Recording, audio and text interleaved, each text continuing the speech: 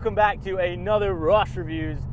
This week we are featuring a 2003 Holden Commodore SS Ute, and these are probably some of the most Australian cars you can get.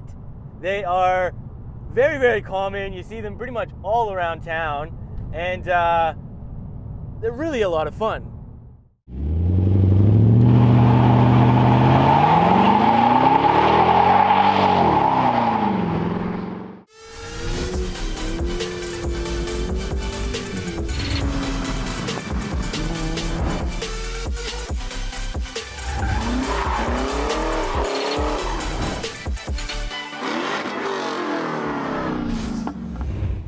Now, just before we continue with this VY Commodore, if you are new here, please go ahead and hit that subscribe button and the bell notification so you do get updated on all our weekly uploads. Now, this SS is quite a cool and unique beast. You may see this thing around town quite a bit here in Australia, but these are quite cool. They've got an LS1 5.7 liter V8 up front. This was a naturally aspirated engine. And although it wasn't Aussie engineered, this is an American V8, the car itself just screams Australia.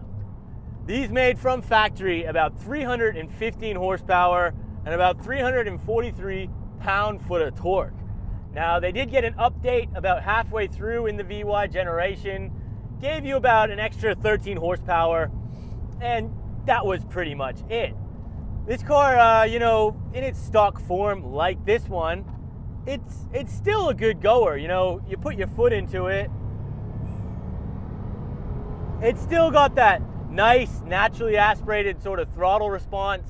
It's nothing insane, but you got to remember, for what this car is, it does a really, really good job. And these cars as well, for modifications, they're extremely easy to get power out of. You chuck a cam in one of these, give it a tune, and you're gonna be lighting some tires very easily, especially in the Utes like this one.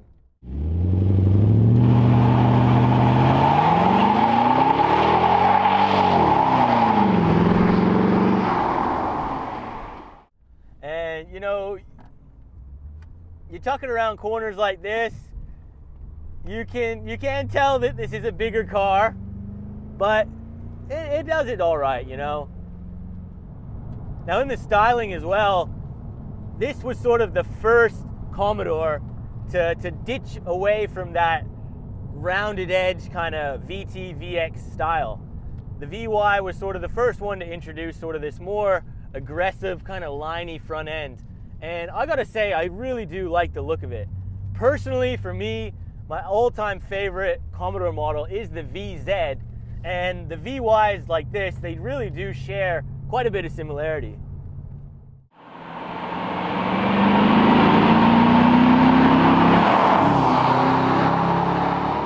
The good thing about these Holden Commodores is that they are just so robust, so reliable. They really are kind of the equivalent of the Aussie Toyota Camry. You know what I mean? Like, they just go and go and go. You can do pretty much anything with them. They're big, they're comfortable, they can make big power as well, and they're just a lot of fun. And the great thing also I really appreciated was that they came in 3 different body styles. So you could have got a sedan, you could have got a wagon, or you could have got a Ute like this one. And there always is just something so special to me, personally, about a good Australian Ute. There really is just something special about them. Now, this car is running the 4-speed automatic, and it does a good enough job for what it is. Yes, it's not the fastest gearbox out there. It does think a little bit with some delayed shifts in that, but you do have a power button down here, and that sort of helps with the speed of the shift. So if you want to send it a little bit, you hit that button, and theoretically the transmission is meant to just get a little bit more snappy and hold out the gears a little bit longer. One of the negatives about this gearbox, though, is that there is no Tiptronic feature. So you don't have any paddles, and you don't really have any sequential mode. you can basically just have to go up from first, second, and third through the actual column itself, which I don't think is probably the preferred way to do it.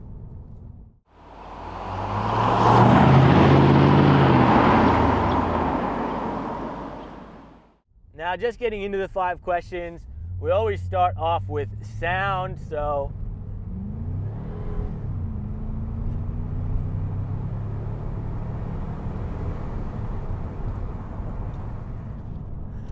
and unfortunately, this particular Ute, being stock standard, it really isn't all that loud. It does have a bit of a noise to it from the outside, but yeah, just from that experience there, you know, the heart of the beast is quite quiet in this one. Really could use an aftermarket exhaust.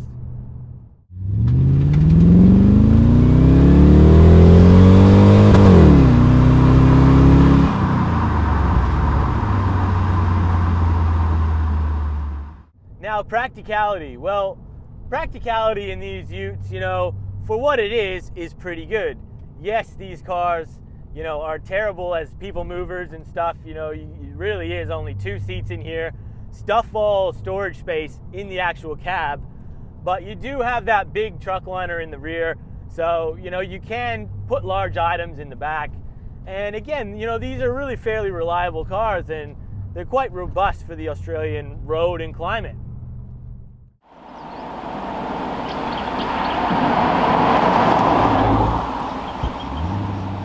Now, price. Well, from new, these cars were about $50,000 for an SS. And, you know, I think when you compare all the other cars as well, it was priced pretty well accordingly. You know, the Falcons and that, the XR8s, the XR6 turbos, they were priced at about the same money. So, you know, it was really just Ford or Holden preference to what you wanted. Now, on the used market, if you go on Gumtree, car sales, the value of these has started to creep up recently. You know, you used to be able to get these for around that $6,000–7,000 mark for the bottom of the barrel, but lately they've started to creep up. And if you wanted to get a decent one nowadays, I would say you're going to need to spend at least $10,000 to $15,000 at an absolute minimum. And I think for good examples, that value is only going to go up as time goes by.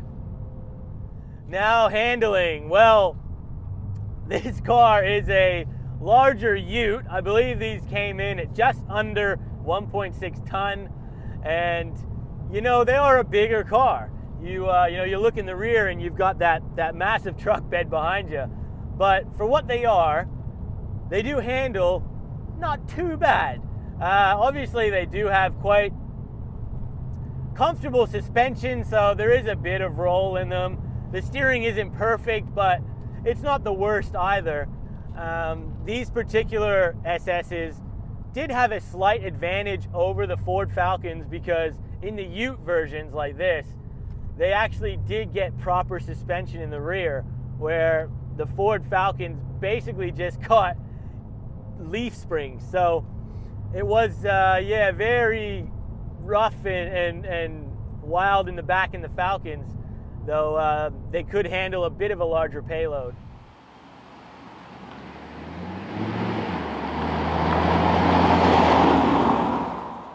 Now, speed. Now, just pulling up on this back road here, just leaving it in drive. We're just going to see what it does. I honestly don't even know what the claim time is to 100, but we'll find out. So, got it in drive, just build the revs a little bit, and we're just going to send it here. So,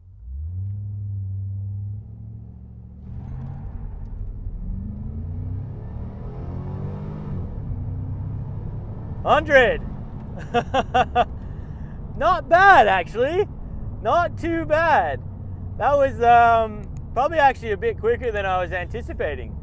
Had a little bit of a wheel spin there. So yeah, no, that was freaking pretty good, I reckon. Not too bad.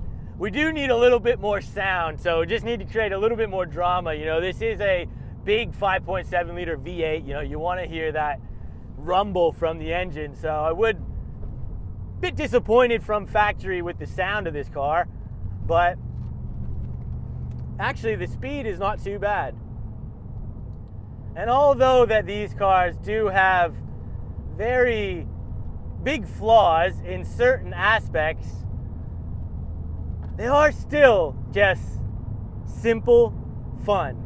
And when you drive them, you just can't not help but smile. You really can't.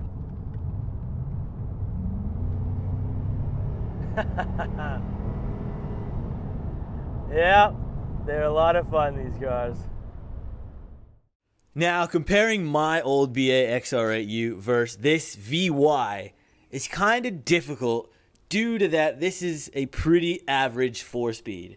And if you're after a fun, engaging VY Ute, let me tell you, make sure you get the 6-speed manual. My XR8 was a 6-speed manual with an exhaust system fitted, and it was a lot of fun. Driving this VY, I do feel a lot of similarities. I really, really do. Though, if I was picking this versus my old Ute, I would pick the XR8 every time. But if we were to even the playing field and compare manual to manual, the differences between these two Utes really is stuff all. They do feel very similar. It's only when you plan to modify that the SS looks better, as it's just much easier to make gains. Though, if you're after big power, just get a Barra.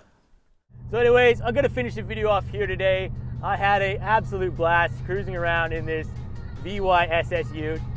These cars are so much fun, and you gotta love Australia for a good Ute. You really do. So I hope you enjoyed this review. If so, please remember to hit that like button. Consider subscribing if you're new here, and we'll see you on that next video.